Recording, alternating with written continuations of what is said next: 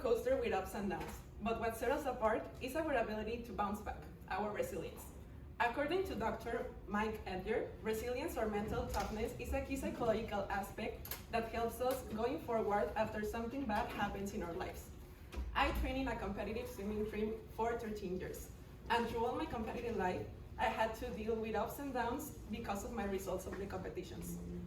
I had to learn also how to deal with those situations where I didn't do as great as I expected. Being a competitive team is really tough, especially when you start at such a young age like me, at 6 years old.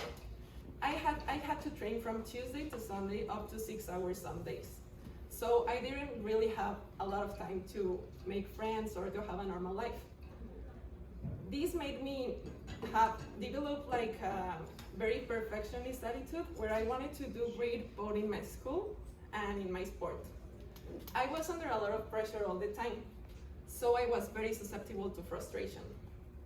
And with time, I had to learn how to manage this frustration in order to develop resilience, and also I learned how important resilience is in our lives. And for that reason, I present to you the importance of resilience in developing the best version of ourselves. Resilience is very important at developing confidence. Why? Because according to Dr. Erica Roth, it is said that when you have a positive attitude about yourself and about the things you do, you're likely more able to develop resilience. The more resilient and the more positive you are about things, the more confident you will start to feel.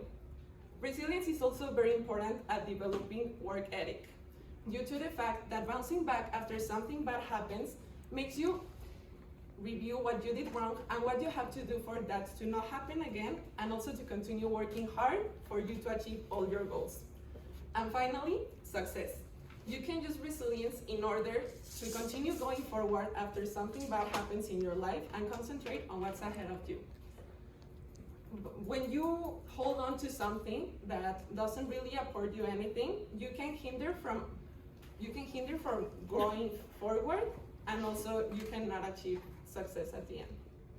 And well, I have told you now a lot of things about resilience, but have you ever wondered how you can start achieving these with 3 easy steps?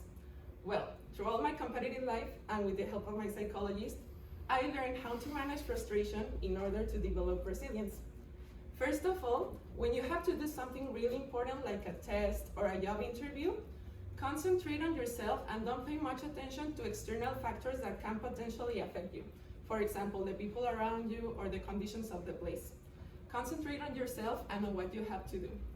Second, when something doesn't go as you expected it to be, don't pay attention to what you did wrong, but to what things you can do in order for that to not happen again. And last but not least, when you have to do like something, last but not least,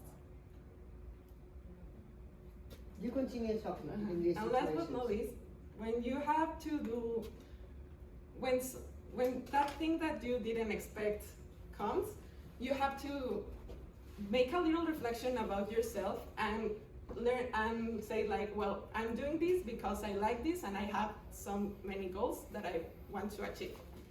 And well, trust me, by doing this, I achieved some of the goals that I had in my life, like winning a medal at Juegos CONADE and graduating high school with honors. So, resilience is not only about bouncing back when something bad happens, but also about using it as an opportunity to grow and thrive. So, remember that with each setback, it comes an opportunity to rise stronger and more resilient than before. Thank you.